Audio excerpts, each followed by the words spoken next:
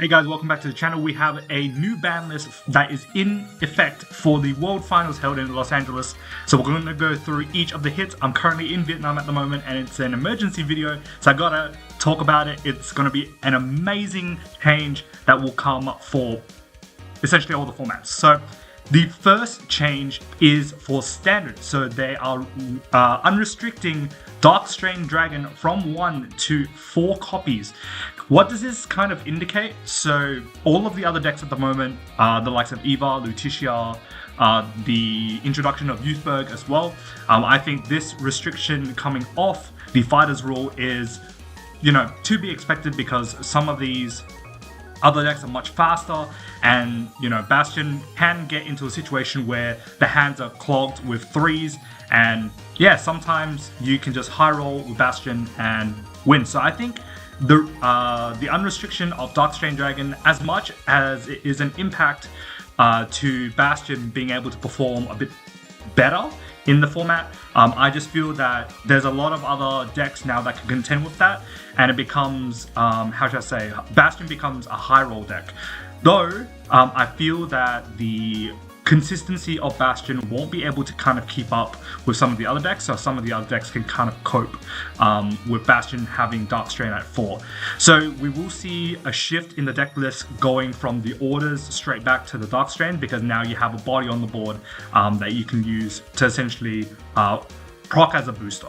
So the second one is Magnolia Elder and Inlet Pulse Dragon being unrestricted. So I think this one is a little bit of a question mark. This was unrestricted for the JP side, but I feel that what we are going to see is that a lot of people may shift from using some of the other decks at the moment to Elder, though I feel that Elder is a bit slower than some of the other decks at the moment. So Lutetia, Youthberg, they're all much quicker than Elder, but I think the payoff, as long as the game goes longer, then the effect of Elder is more impactful and scales better than some of the other decks.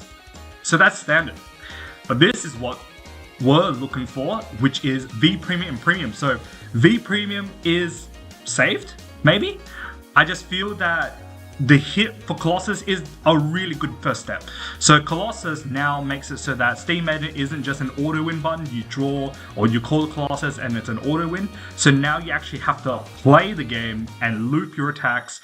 What does this mean? That means that now with Colossus gone from the deck, other decks can start to compete and damage deny Steam Maiden so that they won't be able to loot their attacks. Though obviously, if you give them 4 CB, then they can loop 7, 8 attacks or however many attacks they can do. But now we don't have the Colossus. It's not an auto win. It's not just a drop, loop 8 attacks, 16 cards out of hand. Nothing like that anymore. Now if you play the Mirror, then Uluru becomes a really impactful card. So I think the restriction on Colossus is very good. Colossus also is a problematic card. It's an unconditional guard restrict. Essentially, you just place it, bind a card, and then that's pretty much it, right? So the hit on Colossus is really good for now and probably future-proofing as well. So I am very, very happy to see Colossus on the V Premium hit. So looking at Premium though, now we got 2 hits. So the first one is a restriction to the Colossus, as well as restricting Stunburst Dragon to 1. So let's talk about these two in their own separate decks. So Colossus, one of the things that I found when I was playing during BCS was that, Steam Maiden have a ride up and then ride down, and then sometimes they don't get like their 3, or sometimes they don't get their Time Reaper Dragon or another copy of the Time Reaper Dragon back in deck.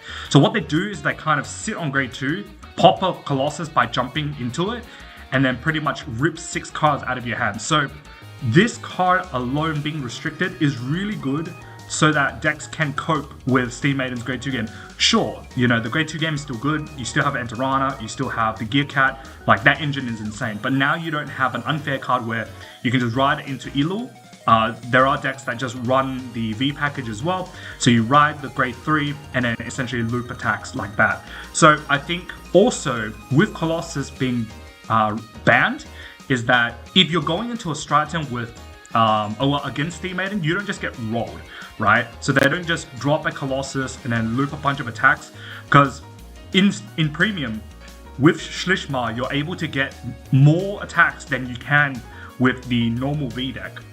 So now you're going into a stride turn where you don't ever have to worry about this anymore, which is amazing, because we go into a first stride, you're going to go through 8 attacks or 9 attacks or even more attacks, and then you have to cope with a Colossus being a drop 2 for each of them. Like, your saving grace is just hitting an over trigger or hitting multiple defensive triggers. This is actually amazing.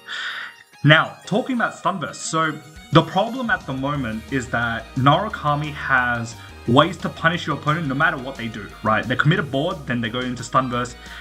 They don't commit a board, then you go into Exterminate. So now that Stunburst is restricted to 1, you're now able to commit a board and not feel bad, right? So Stunburst, you have to be a little bit, how should I say, cautious on how you kind of play it as the Narukami player, right? So you want to play it so that it's the most impactful based on the game state.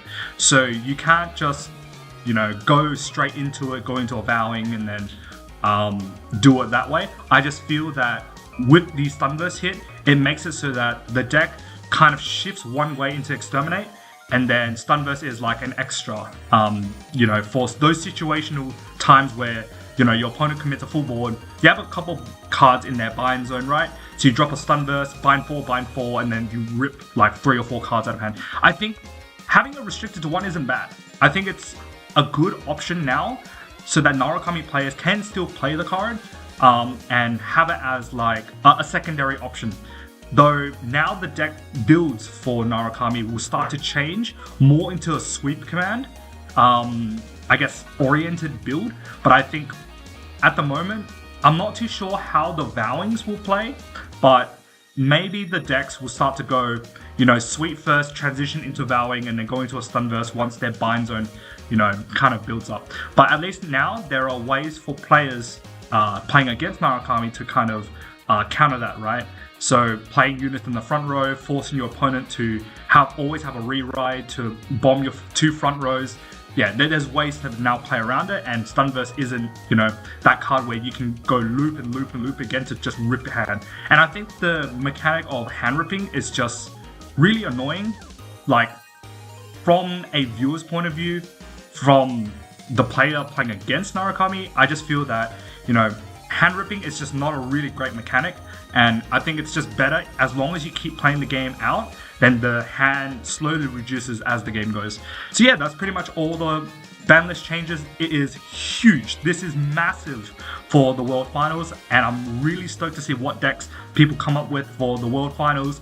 Will we see Lutetia? We will see Youthberg being at the top, or will we see like a Rising Bastion or Magnolia? Who knows? But this is amazing. We're going to see a huge landscape change, and I'm super excited for the World Finals. If you guys like this video, hit a like, comment down below what you guys think of the Fighters rule change this time around. It's going to be massive. And if you guys haven't already, subscribe to my channel, and I'll see you guys in the next video. Peace.